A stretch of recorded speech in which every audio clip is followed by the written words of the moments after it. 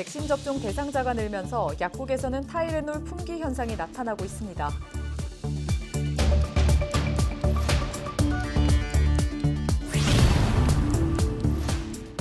곳곳에서 유흥업소 관련 확진자가 늘면서 국민청원에 이 확진자들의 치료 비용은 개인이 부담해야 한다는 글이 올라왔습니다.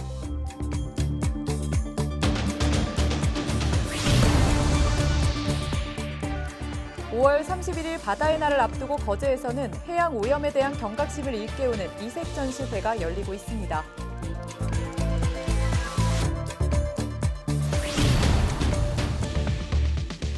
창원시 진해구와 통영시, 거제시, 고성군의 산업위기 대응 특별지역 지정이 2년 연장됐습니다.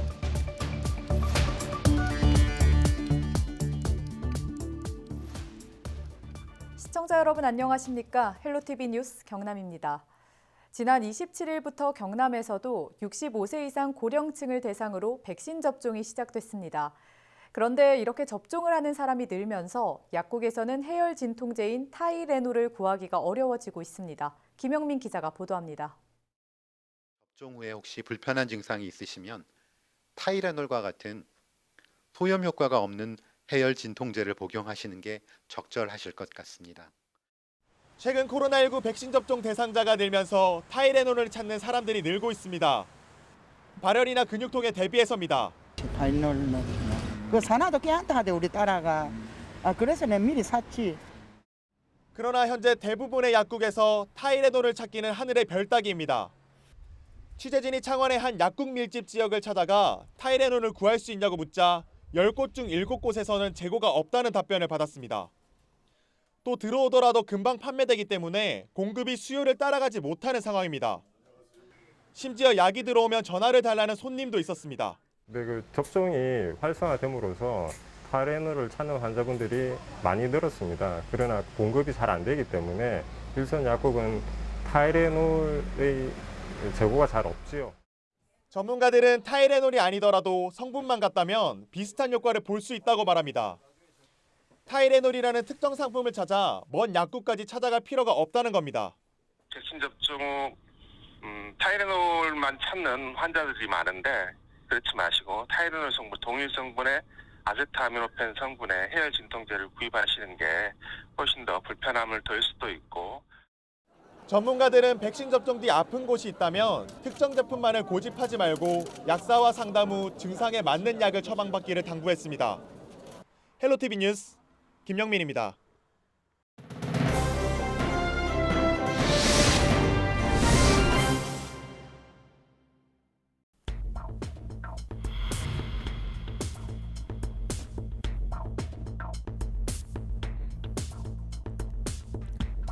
코로나에 걸리면 병원비는 얼마나 들까요? 건강보험공단이 지난해 평균을 내보니 535만 8천 원이었습니다. 증상에 따라 적게는 300만 원에서 많게는 7천만 원 정도인데 사실 수천만 원이 나와도 걱정할 게 없죠. 우리나라는 전액 국가가 이 치료비를 부담하고 있기 때문입니다. 만약에 이 비용을 개인이 부담해야 한다면 어떨까요? 지난해 5월 국민청원에 올라온 글입니다. 유흥업소에 방문해서 코로나19에 확진된 사람은 세금이 아니라 자비로 치료를 하게 해달라. 직전까지만 해도 하루에 4명으로 떨어졌던 확진자가 이태원의 한 클럽을 시작으로 다시 걷잡을 수 없이 확산되면서 시민들의 분노를 산 겁니다. 비슷한 내용의 청원글에 약 10,000명가량이 동의를 했습니다. 유흥업소 관련 확진자 도대체 얼마나 되길래 이런 청원까지 올라왔을까요? 최근에 가장 상황이 심각한 대구를 살펴보겠습니다. 지난 19일에 유흥업소 종사자 6명을 시작으로 발생하기 시작한 확진자는 일주일 사이에 200여 명을 훌쩍 넘어섰습니다. 전남 순천과 여수의 상황도 살펴보죠. 이달에만 나이트클럽과 주점 등을 고리로 100명이 넘게 확진 판정을 받았습니다.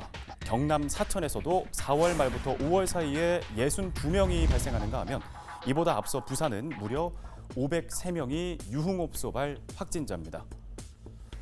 치료 비용을 따져보면 지금 거론한 이 사례들만 해도 최소 40억 원이 넘게 쓰인 셈입니다. 정말로 너무너무 정말로 창피하고 생각만 해도 지금 이 시대에 어떻게 그런 일이 일어날 수가 있습니까? 그런 곳에 가서 어떤 사고가 나면은 자기 돈으로 그거는 물론이고 자기가 모든 거 보상하고 책임져야 됩니다. 그 이상도 벌을 주고 싶습니다. 자기가 후주의를 해가지고 걸리시면 자기 돈으로 치료를 하는 게 당연하지. 그렇게 생각해요. 그런데 문제는 단순히 비용에서 끝나지 않습니다. 지난달 광주에서는 국회의원의 수행 비서가 방역 수칙을 어기고 유흥업소에서 모임을 가진 사실이 드러나 논란을 빚었는데요. 이 모임에서 나온 확진자 때문에 인근의 초등학교는 등교가 중단되고 학생 등 약 800여 명이 코로나19 검사를 받아야 했습니다. 또 이뿐일까요?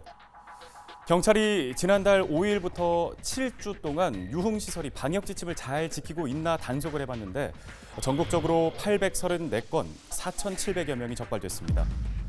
이쯤 되면 유흥업소 확진자는 세금도 아깝다는 말이 어느 정도 납득이 되기도 합니다. 내 돈으로 치료를 받아야 한다면 그래도 지금처럼 방역 수칙까지 어겨가면서 술을 마시러 다니는 사람들이 있을까요? 헬로티비 브리핑이었습니다. 28일 경남에서는 전날 오후 5시 이후 16명이 코로나19 확진 판정을 받았습니다. 지역별로는 김해가 6명, 양산 4명, 창원과 진주, 거제가 각 2명입니다. 김해 확진자 가운데 3명은 김해 외국인 모임 관련으로 확진 판정을 받은 외국인입니다. 방역당국은 격리 해제 전 검사에서 양성 판정을 받았다고 밝혔습니다. 또 양산에서는 2명이 유흥주점과 관련해 확진됐습니다. 이날 기준 도내 누적 확진자는 4,620명으로 늘었습니다. 오는 31일 바다와 해양 환경의 중요성을 알리는 바다의 날입니다. 거제에서는 해양오염에 대한 경각심을 일깨우기 위해 바다에 버려진 쓰레기로 만든 예술 작품을 선보이고 있습니다. 표영민 기자입니다. 지구 환경 오염의 심각성을 알려주는 환경시계. 시간은 9시 46분에서 멈춰섰습니다. 사람이 살 수 없게 되는 환경인 12시까지 2시간쯤밖에 남지 않았다고 경고하고 있습니다. 식탁에 오른 고등어 뱃속에서는 각종 쓰레기가 쏟아져 나옵니다. 두 작품 모두 바다에서 주운 쓰레기를 활용해 만든 겁니다. 작가는 2011년부터 해안변에서 주운 바다 쓰레기를 재료로 다양한 작품을 선보이고 있습니다. 아이와 함께 계속 정기적으로 바닷가에 가서 쓰레기를 줍기 시작했거든요. 그 쓰레기를 줍고 그래서 이제 이 문제를 많은 사람에게 알리고 싶은데 내가 가장 잘할 수 있는 일로 알려야겠다고 생각해서 작업을 하기 시작했어요. 거제에서 해양오염의 심각성을 알리기 위해 바다 그 안에 나, 내 안의 바다를 주제로 특별한 전시회가 열렸습니다. 관람객들은 작품을 통해 바다 오염의 심각성을 눈으로 확인했습니다. 우리가 정말 해양 오염을 시키는 이 플라스틱이나 이런 오염 물질들을 되도록 쓰지 말자는 그런 느낌이 들었습니다. 오는 31일은 바다의 날. 바다 쓰레기를 활용한 예술 작품이 바다를 대신해 우리들에게 경고 메시지를 보내고 있습니다. 헬로티비 뉴스 표영민입니다. 얼마 전 경남의 한 고등학교에서 10대들이 마약을 하다 적발됐다는 소식 전해드렸는데요. 학생들과는 전혀 상관없을 줄 알았던 마약이 최근에는 학교까지 침입하고 있습니다. 이 같은 문제를 해결하기 위해 경상남도 교육청이 발벗고 나섰습니다. 선생님들의 교육을 강화해 학교에서 마약 범죄를 뿌리 뽑겠다는 계획인데요. 오늘 정책 브리핑에서는 이상래 경남교육연수원 교육연구사와 함께 관련 내용 자세히 알아보겠습니다. 네, 전화 연결돼 있습니다. 안녕하십니까? 예, 반갑습니다. 저는 경상남도 교육청 교육연수원에 근무하는 이상래 교육연구사입니다. 네, 반갑습니다. 연구사님, 학생들의 마약 범죄를 뿌리 뽑기 위해 선생님들의 교육을 강화한다고 들었어요. 구체적으로 어떤 내용입니까? 예, 올 7월부터 시작되는 초중등 교감 자격연수와 초중등 1급 정교사 자격연수에서 약물 오남용 예방교육을 필수 교과목으로 편성하여 교원의 역량을 강화하고 하반기에는 학교 교육 과정 속에서 청소년 약물 오남용 예방교육을 체계적으로 실践할 수 있는 수업 역량을 갖추도록 교직원 연수 프로그램을 제공할 계획입니다. 그리고 일반 교원을 대상으로도 각종 직무 연수에서 약물 오남용 교과목을 한두 시간씩 편성해서 운영할 계획입니다. 네, 그러면 학생들보다 선생님에 대한 교육을 먼저 하는 이유가 따로 있을까요? 최근 마약류를 유통하고 판매에 투약한 청소년이 검거된 사건을 계기로 교직원 대응 역량 강화의 필요성이 커졌습니다. 그리고 인터넷, 스마트폰 사용이 증가하면서 아주 싼 가격에 신종 마약류가 증가하고 있으며 학생들에게 쉽게 노출되고 있습니다. 특히 성장기 청소년의 건강에 나쁜 영향을 미칠 뿐만 아니라 마약류가 또 다른 일탈 행위, 또 청소년 비행의 원인이 되기 때문에 예방교육이 더욱 절실해서 먼저 학교 현장에서 선생님을 선제적으로 교육을 실시할 계획입니다. 네, 말씀하신 대로 예방교육을 통해 학교에서 마약 범죄가 사라지면 좋겠습니다. 그렇다면 앞으로 선생님들은 어떤 방식으로 학생들을 지도합니까? 약물에 처음 노출되기 전부터 초등학교 저학년 때부터 반복적으로 예방교육으로 약물 오남용 접근을 사전에 차단하는 교육을 실시할 거고요. 학생들의 성장 단계에 맞춘 초등학교, 중학교, 고등학교 학생들에게 약물에 대한 올바른 정보, 우리 몸에 미치는 위험성, 부작용, 또 대처 능력을 체계적으로 지도할 수 있는 교사의 역량을 강화시켜주고자 합니다. 네, 마지막으로 도민들께 전하고 싶은 말씀 있으실까요? 한 아이를 키우기 위해서는 온 마을이 필요하다는 속담이 생각납니다. 한 아이는 우리 모두의 아이입니다. 우리 사회와 어른들이 청소년들이 올바르게 성장할 수 있도록 함께 관심을 가져야 하겠습니다. 네, 오늘 말씀 감사합니다. 고맙습니다. 네, 지금까지 이상래 경남교육연수원 교육연구사였습니다.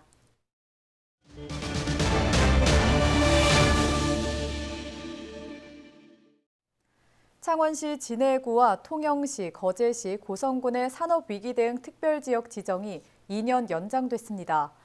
산업통상자원부는 조선업 불황으로 4개 시군을 산업위기 대응 특별지역으로 1년간 지정했다가 2019년 5월에 2년 연장했고 28일 다시 2년 더 연장했다고 밝혔습니다. 경남도는 국가균형발전특별법 시행령에 따라 연장을 한 번만 할 수 있어서 28일 종료를 앞두고 있었지만 지속적으로 건의하면서 2년을 더 연장할 수 있게 됐다고 밝혔습니다. 정부의 산업위기 대응 특별지역 연장 결정으로 경남도는 앞으로 2년간 다시 정부 지원을 받게 돼 경남 산업경제 활력 회복에 큰 도움이 될 것으로 기대하고 있습니다. 정치권의 영향으로 기형적으로 정해졌던 창원 의창구와 성산구의 행정구역이 30년 만에 조정됩니다. 창원시의회는 28일 열린 임시회에서 창원시 구 읍면동 명칭과 구역 확정에 관한 조례 일부 개정안을 상정해 출석 의원 39명 중 찬성 21명, 반대 13명, 기권 5명으로 조정안이 가결됐다고 밝혔습니다. 그동안 성산구 반손동은 의창구 일부 동에 둘러싸여 섬처럼 여겨져 행정구역과 생활권역이 맞지 않다는 지적을 받아왔습니다. 도박빚 문제로 말다툼을 벌이던 동거녀를 살해하고 시신을 훼손한 60대 남성에게 무기징역이 선고됐습니다. A씨는 지난해 11월 양산 자신의 집에서 사실혼 관계인 B씨와 말다툼을 벌이다 흉기로 찔러 살해한 혐의로 기소됐습니다. A씨는 시신을 훼손해 공터와 배수로 등에 유기하고 불을 지르기도 했으며 범행 장면이 담긴 CCTV가 나오자 살인을 시인했습니다. 울산지법은 15년간 살아온 피해자를 살해하고 사체를 훼손해 범행을 은폐하려 한 데다 살인 후 유흥업소를 찾고 범행을 부인하는 등 죄질이 극히 좋지 않다며 양형 이유를 밝혔습니다. 경남도의회 부의장에게 욕설과 막말을 한 혐의로 재판에 넘겨진 송순호 도의원이 벌금 100만 원을 선고받았습니다. 송 도의원은 지난해 7월 9일 경남도의회 의장실에서 상임위원 배정 문제와 관련해 당시 제1부의장직을 맡고 있던 장규석 도의원에게 욕설과 막말을 해 논란을 빚었습니다. 창원지법 형사 3단독 박지연 판사는 민주주의가 실현되는 공간인 의회 의사당에서 피해자를 모욕해 기본적인 존중과 신뢰를 훼손한 것으로 그 죄질이 좋지 않다고 판시했습니다. 다만 상임위원 배정 문제로 항의하는 상황에서 다소 우발적으로 범행을 저지른 것으로 보인다고 덧붙였습니다. 한국 폴리텍 창원 캠퍼스와 LG U+는 AI 스마트 교육 공동연구와 산학협력 활성화를 위한 업무 협약을 체결했습니다. 협약식에는 백석태 학장과 조원석 LG U+ 신사업 그룹장 등이 참석해 지능형 스마트 팩토리 공동연구와 관련 학과 우수학생 채용 등을 약속했습니다. 한국 폴리텍 창원 캠퍼스는 기업들과의 산학협력 강화를 통해 직무 능력과 인성을 갖춘 인재들의 취업을 지원할 계획입니다. 요즘 기업에서는 전문 기술 역량도 중요하지만은 인성이 중요하다는 이야기를 많이 하시는데요. 이런 기업체 수요를 반영해서 학생들이 따뜻한 인성을 지닌 기술 인재로 양성하도록 우리 대학에서 집중 인성 교육 시스템을 운영하고 있습니다. 중소기업 유통센터가 올해 시행하는 소상공인 지원 사업에 대해 관련 기관들이 지원 방안을 논의하는 간담회가 지난 27일 열렸습니다.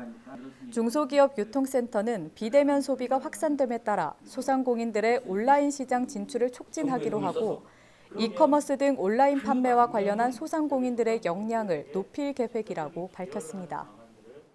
오프라인에서의 소상공인의 점유율만큼 디지털 경제 안에서도 그만큼의 점유율과 영향력을 행사할 수 있어야 된다. 그래서 소상공인 디지털 전환 사업을 그런 목적을 가지고 하고 있고요. 디지털 경제가 소상공인에게 만만해 보여야 된다. 이 만만한 소상공인 디지털 전환 사업, 이게 사실 지금 올해 저희가 지향하는 바입니다. 센터 측은 중소기업과 소상공인 제품의 판로 확대를 지원하는 온라인 쇼핑 플랫폼 가치 플랫폼에 입점하거나 입점 예정인 소상공인 1,000명의 교육을 지원할 계획입니다. 또 스타 소상공인 발굴 프로그램, 1:1 전문가 컨설팅 등을 통해 급변하고 있는 이커머스 시장에 선제적으로 대응하겠다고 말했습니다. 오는 30일까지 김해 유통센터에서 수박 특별 판매전이 열립니다. 경남농협은 이 기간 동안 수박 2,000개 물량을 시세보다 20% 저렴하게 판매하고 선물 증정 등 다양한 이벤트도 마련했습니다. 경남에서는 창원과 의령, 함안 지역에서 여름철 대표 과일인 수박이 생산되고 있습니다. 경상남도가 28일 도정 회의실에서 새로운 시대 변화의 시그널과 지역의 기회를 주제로 북모닝 특강을 열었습니다. 특강은 다음 커뮤니케이션 기술본부장과 로컬 서비스 유닛장을 역임한 전정환 제주창조경제혁신센터장이 진행했습니다. 경남도는 지난해 6월 첫 강연을 시작으로 도정 현안과 관련된 전문가를 초청해 공무원을 대상으로 북모닝 특강을 열고 있습니다.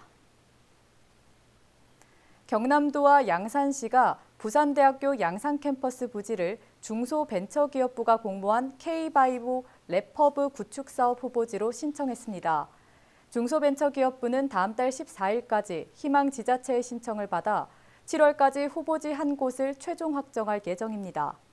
K-바이오 랩허브는 국비 2,500억 원이 투입되는 사업으로 신약 개발 창업 기업이 실험과 연구, 임상과 시제품 제작까지 할 수 있도록 인프라를 구축하는 프로젝트입니다.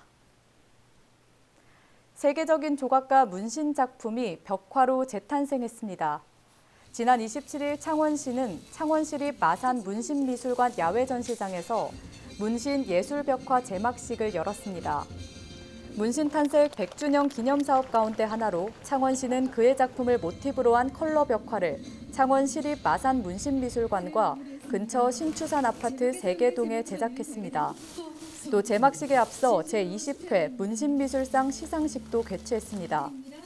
서울시립대 환경조각학과 명예교수인 박헌열 조각가가 문신미술상 본상을, 지역예술인 박재희 작가가 문신미술상 청년작가상을 받았습니다. 1922년 출생한 문신은 1940년대 일본에서 서양화를 공부하고 귀국해 화가로 활동하다 1961년 파리로 갔습니다. 유럽에서 기하학적 추상 조각으로 이름을 떨쳤으며 1980년 귀국해 창원시의 현재는 창원시립 마산 문신미술관인 문신미술관을 열었습니다. 이상으로 뉴스 마칩니다. 유튜브 채널 헬로 경남 통해서 다시 볼 수 있습니다. 시청해주신 여러분 고맙습니다.